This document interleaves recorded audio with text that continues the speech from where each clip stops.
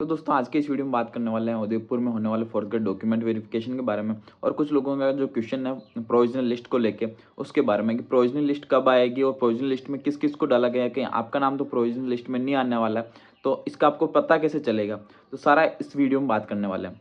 तो सबसे पहले हम डॉक्यूमेंट वेरिफिकेशन की डिटेल देख लेते हैं कि आपको कैसे क्या करना है। तो सबसे पहले आपको स्कूल में जाना है, वहाँ पे आपको जो आपके स्लॉट नंबर होते हैं वो देखने हैं। और स्लॉट नंबर देखने के बाद आपको बायोमेट्रिक स्लिप भरनी होती है। बायोमेट्रिक में स्लॉट नंबर लिखेंगे, अपनी डिटेल लिखेंगे, बायोमेट्रिक करवा लेंगे। बायोमेट्रिक में एप्लीकेशन फॉर्म चाहिए होता है, उस पर भी वो बायोमेट्रिक की स्लिप लगाते हैं। तो क्या बायोमेट्रिक वाली स्लिप के ऊपर ही टेबल नंबर, रूम नंबर मिल जाते हैं कि वहाँ जाके आपका डॉक्यूमेंट वेरिफिकेशन कराना है।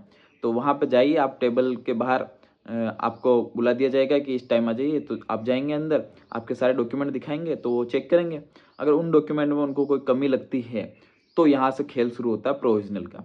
जैसे कि अभी कोई ना कोई डॉक्यूमेंट कम है मेरे पास और मैं वैसे ही उठ के चला जाता हूँ, तो वो मुझे प्रोविजनल में डाल देंगे क्योंकि वो डॉक्यूमेंट है ही नहीं मेरे पास।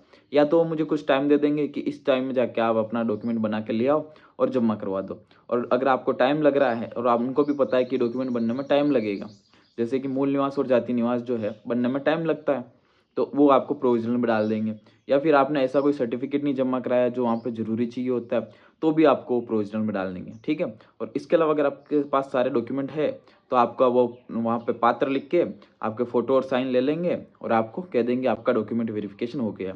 लेकिन अगर आपकी कोई कमी होती है तो या तो वो आपको उसी टाइम मौका देते हैं या फिर आपको प्रोविजनल के लिए बोल देते हैं कि आपको प्रोविजनल में डाला गया और इस वजह से डाला गया प्रोविजनल में। तो आपको क्या कि वो वजह बताते हैं। जैसे कि कल के वीडियो में बता देता हूँ आपको, बहुत सारे कमेंट थे। एक जो दीदी थे उनको भी प्रोविजनल में डाला गया था, तो उनके क्या है कि मैरिज सर्टिफिकेट से रिलेटेड दिक्कत थी जिसकी वजह से उनको प्रोविजनल में डाला गया। अगर कुछ और लोगों के देखें तो उनके कोई ना कोई समस्या होती है, उस वजह से प्रोविजनल लिस्ट में डाला जा रहा है। अगर प्रोविजनल लिस्ट में आपका नाम आता है तो आपको क्या होता है कि टाइम दिया जाता है, कुछ टाइम दिया जाता है कि इस टाइम के भीतर भीतर आप सारा डॉक्यूमेंट जो है इस तारीख को और इस टेबल नंबर पे जाके जमा करवा दो। जैसे कि आपने दूसरी भर्तियों में भी देखा होगा, बहुत सारे रीजन होता है प्रोविजनल लिस्ट में डालने के। जैसे आपने 12th की ही जो मार्कशीट होती है वो जमा नहीं कराई, जमा कराई, RSCT का सर्टिफिकेट नहीं जमा कराया, मूल निवास पुराना है, जाति निवास पुराना है, या फिर नया है तो एफिडेविट नहीं दिया है, विशेष मूल निवास जो है आपने वो नहीं दिया है, तो ऐसे बहुत सारे डॉक्यूमेंट होते हैं जिसकी वजह से प्रोविजनल लिस्ट में डाला गया है और बहुत सारे लोगों को डाला गया है। और CBSE वालों को जो होता है वो भी प्रोविजनल लिस्ट में ही डाल रहे हैं। उनकी कोई अलग से लिस्ट नहीं आएगी, उन सभी की साथ में लिस्ट आएगी, बस उनको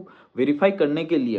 वो उनका क्या वेरिफिकेशन दिल्ली से होगा, तो वो क्या होता है कि यहाँ से वेरीफाई करते हैं कि बाद उनको वापस नॉर्मल लिस्ट में ऐड कर लिया जाएगा और फिर जो होता है सभी की एक साथ लिस्ट निकलती है। ठीक है कि ये वाले प्रोविजनल है, प्रोविजनल का निपटारा होने के बाद, ठीक है, प्रोविजनल का निपटारा हो जाएगा, जिन जिन बंदों का नाम प्रोविजनल लिस्ट में आएगा उनके सामने लिखा होगा कि आपके इस वजह से आपको प्रोविजनल में डाला गया, तो आपको डॉक्यूमेंट जमा कराने का टाइम दिया जाएगा।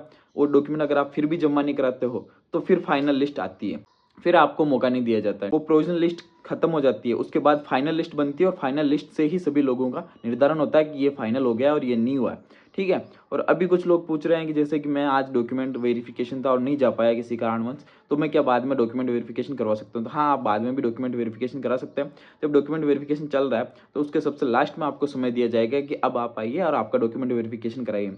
अगर आपके कोई त्रुटि रह गई हो उसको भी बाद में जाके जमा करवा सकते हैं, लेकिन वो जो है वो अलग केंद्र पर जमा होते हैं। वो मेरे स्कूल में जो था वो टेबल नंबर पे जमा नहीं हो रहा था, वो अलग ही केंद्र बनाया गया था कि आपका ये डॉक्यूमेंट जो था 2 दिन पहले 3 दिन पहले जो आपने कहा था बकाया रह गया था, वो अब यहाँ जमा नहीं होगा। वो पास में एक रूम था, रूम के अंदर ही एक केंद्र बनाया हुआ था, वहाँ पे जमा हो रहा था। क्योंकि जो प्रतिदिन के डॉक्यूमेंट होते हैं वो सारे एक जगह जाके जमा हो रहे थे, तो वो डॉक्यूमेंट अब उनके पास रहे नहीं।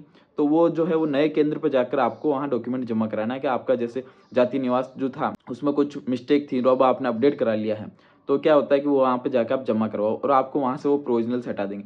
प्रोविजनल में अगर कोई आपको डालता है तो उसका रीज़न बताएगा और रीज़न बताने के साथ आपको टाइम दिया जाएगा। आपका कोई क्वेश्चन हो तो कमेंट कर देना।